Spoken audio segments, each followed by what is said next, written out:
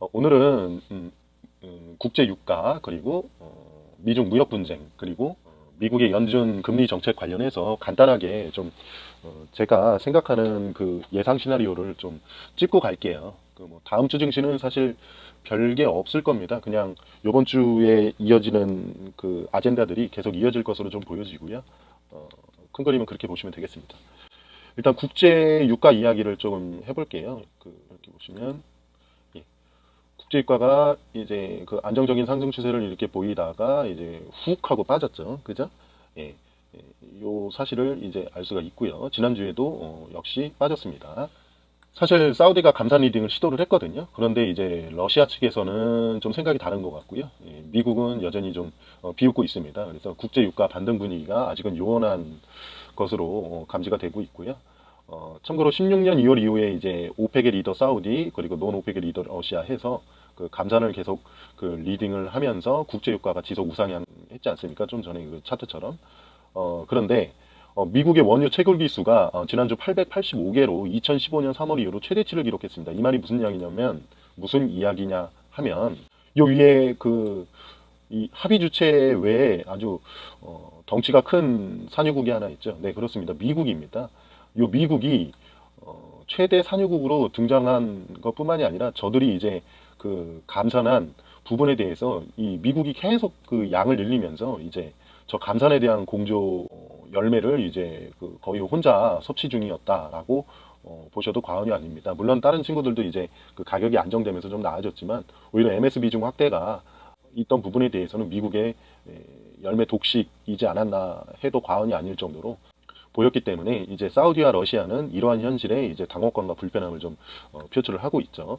그런데 이제 사우디는 여전히 감산 위주 그리고 러시아는 상황에 따라서 좀 액션이 좀 바뀔 수도 있음을 이제 표하면서 요 합의 감산 합의에 대해서 약간 균열 양상이 지금 보여지고 있는 게 현재까지의 이제 상황입니다. 설상가상으로 이제 글로벌 경기 후퇴 불안감 등으로 지금 이러지도 저러지도 못하고 있거든요.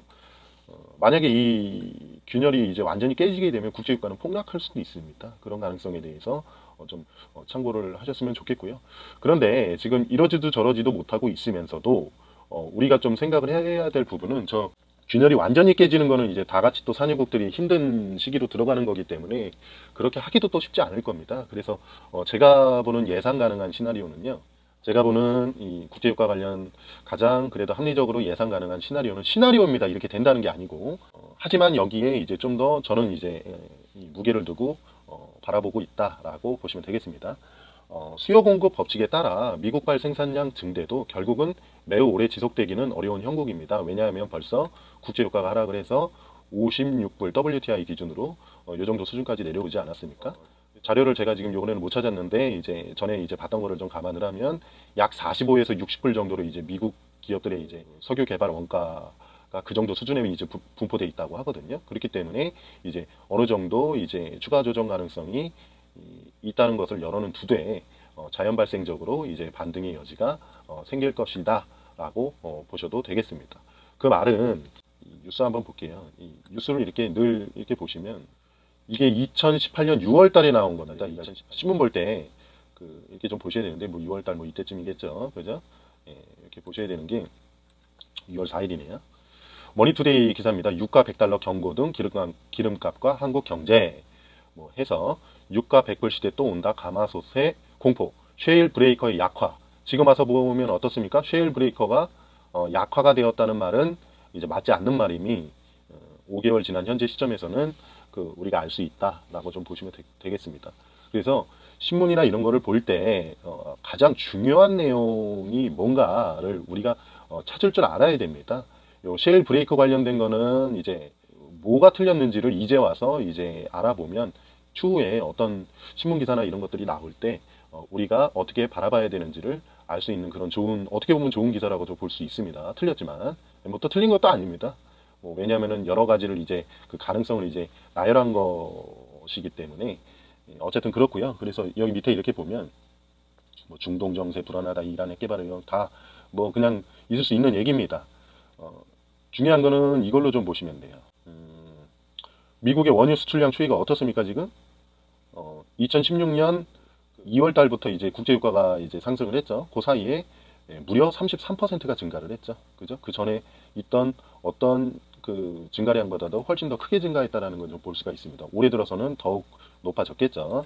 그래서 그 지금은 북미산 셰일가스 공급에 다소 기대를 걸어볼 만하다.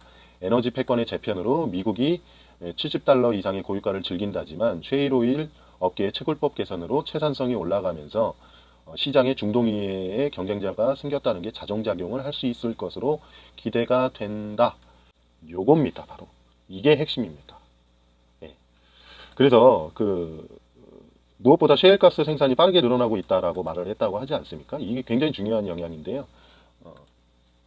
그 자정작용이 이제 나오는 겁니다. 지금은 경쟁자들이 많기 때문에 이제 마구잡이로 이제 올라가는 그런 형태가 될 수가 없음을 지금 시장이 이제 먼저 알려주고 있는 것이고요. 반대로 이게 또 막 밑으로 내려가겠느냐, 또 그러기도 쉽지가 않다라는 사실은 좀 전에 말씀을 드렸죠. 그래서 국제유가는 그렇게 좀 보시면 될 것 같고요.